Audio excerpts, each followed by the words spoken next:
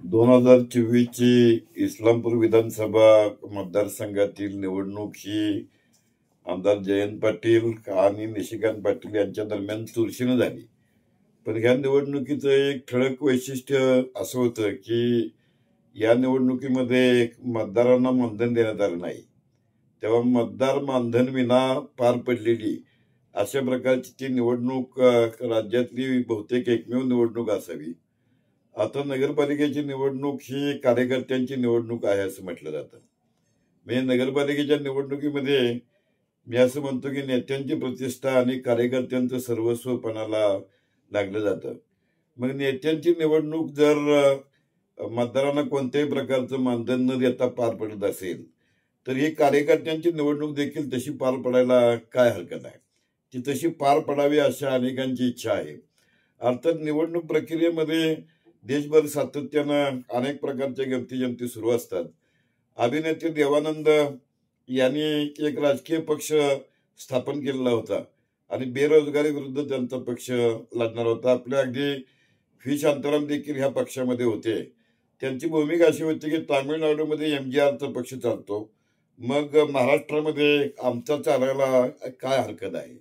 आणि मतदानाच्या बाबतीमध्ये जागृती करण्यासाठी म्हणून अगदी निवडणूक आयोगानं देखील काही दिवसापूर्वी म्हणजे लोकसभा विधानसभा निवडणुकीच्या काळामध्ये मेरा पहिला वोट देश के लिए अशा प्रकारचं अभियान राबवलं होतं. गाणी पथनाट्य ही सादर केली होती. त्यामुळे कोणत्याही काळाचं कर्णधार पद हे त्या देशातल्या युवा वर्गाकडेच असतं आणि त्यामुळे युवा वर्गानं ह्या बाबतीमध्ये पुढाकार घेणं गरजेचं आहे. नाहीतर तशा निवडणुका लढवणारे अनेक जण आहेत. म्हणजे आपल्या देशामध्ये जोगेंद्र सिंह उर्फ धरतीपकड नावाच्या ग्रहस्थांनी 282 वेळेला देशामध्ये निवडणूक लढवलेली आहे. अर्थात अनेक वेळा त्यांची अनामत रक्कम जप्त झालेली आहे. तर तामिळनाडूमध्ये एक के पद्मराजन नावाचे ग्रहस्थ आहेत. त्यांनी तर 238 वेळा निवडणूक लढवली आणि देशातला सर्वात यशस्वी उमेदवार अशी त्यांची नोंद लिम्का बुक ऑफ रेकॉर्ड्स मध्ये देखील झालेली आहे. अर्थात बुद्धिमंतांचा किंवा बुद्धिवाद्यांचा हा तसा निवडून येणं हा प्रांतच नाही. म्हणजे अगदी मोठी अनेक अशा प्रकारचे लेखक कवी की जेव्हा निवडणुकीला उभे राहतात त्यावेळेला त्यांना निवडणुकीमध्ये एक अपयशच येतं. म्हणजे एक बुद्धिवादी एकदा निवडणुकीला उभा राहिले, त्यांना 3 मतं पडली आणि वर्षभर घरात भांडण चालू होतं की तिसरं मत कुणाचं आहे म्हणून. तेव्हा बुद्धिवादी लोकांचा हा प्रांत नाही एक खरंच आहे. कारण निवडणुकीमध्ये निवडून येण्याची क्षमता नावाचं रंजक क्रम आहे.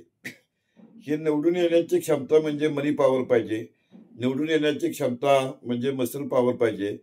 आता निवडणुकांचा काळ जवळ आल्यानंतर इस्लामपूर शहरामध्ये अनेक इच्छुक उमेदवारांनी आपण, कारण इस्लामपूरमध्ये एकूण 15 प्रभाग आहेत, 30 नगरसेवक निवडायचे आहेत, प्रभाग रचना पूर्ण झालेली आहे, प्रभागातलं आरक्षण देखील घोषित झालेलं आहे.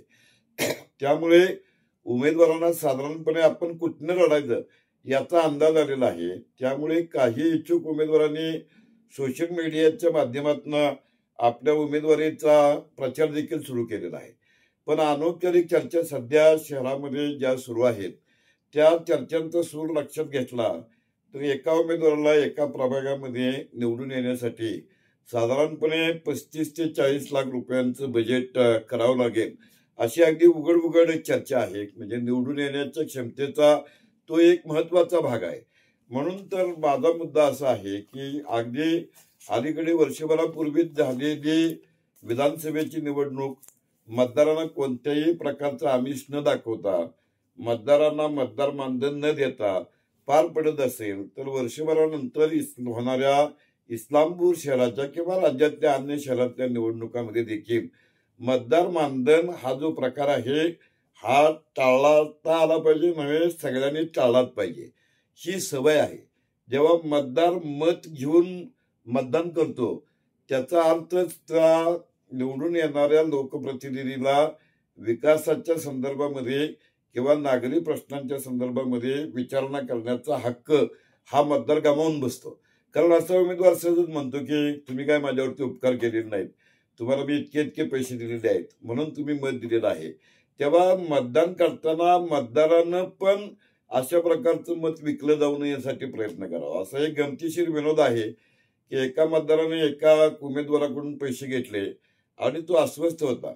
दुसऱ्या उमेदवारानं जेव्हा तेवढीच रक्कम त्याला अदा केली त्यावेळेला हा म्हटला की आता माझा मेंदू बॅलन्स झाला, आता मी संतुलितपणे विचार करू शकतो आणि कोणाला मत द्यायचं याचा विवेकी निर्णय घेऊ शकतो.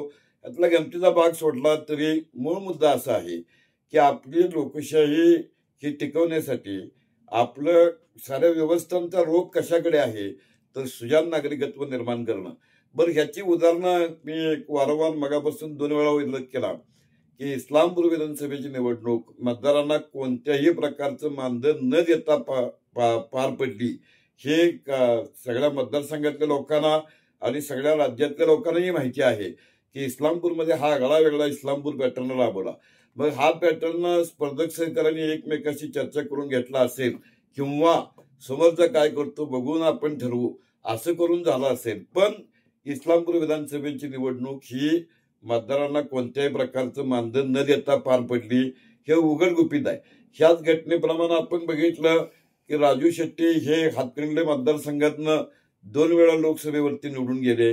त्यांच्याही बाबतीमध्ये पैसे वाटपाचा काही प्रकार झाला असेल अशी चर्चा नाही. अगदी साध्या गावामध्ये वाळवा तालुक्यामध्ये जुनेखेड नावाचं गाव आहे. नावाप्रमाणे ते जुनं खेडच आहे. पण या जुनेखेडमध्ये प्राध्यापक राहुल पाटील यांनी अशी भूमिका घेतली की आम्ही मतदारांना पैसे वाटप करणार नाही, दारू वाटप करणार नाही आणि ते त्या ठिकाणी सत्तेत देखील आले. त्यामुळे जर प्रयत्न केला, लोकांना चांगली सवय लावली की राजकीयातल्या नेत्यांनी जर असं ठरवलं की मी मतदानासाठी कोणालाही पैसे देणार नाही आणि मतदारांनी असं ठरवलं की मतदान करण्यासाठी मी कोणाकडूनही पैसे स्वीकारणार नाही, तर आपली लोकशाही ही अधिक मजबूत, अधिक बळकट, सुजाण नागरिकत्वाला प्रेरणा देणारी. म्हणजे बकेट लिस्टमध्ये खास करून इस्लामपूरच्या निवडणुकीमध्ये इस्लामपूरचं नामांतर, आमदार जयंत पाटील विरुद्ध गोपीचंद पडळकर यांच्यामधला वाद, त्या वेगवेगळ्या गटांनी केलेला विकास, एकमेकांची कार्यशैली असे अनेक विषय आगामी निवडणुकीमध्ये प्रचारासाठी बकेट लिस्ट मधले मुद्दे म्हणून पुढे येतात. पण त्यापेक्षा निवडणूक लढवणाऱ्या सर्व गटातटांनी आणि सर्व उमेदवारांनी एक किमान समान कार्यक्रम राबवला पाहिजे या निवडणुकीमध्ये आणि तो किमान समान कार्यक्रम आहे मतदार मानधन विना निवडणूक.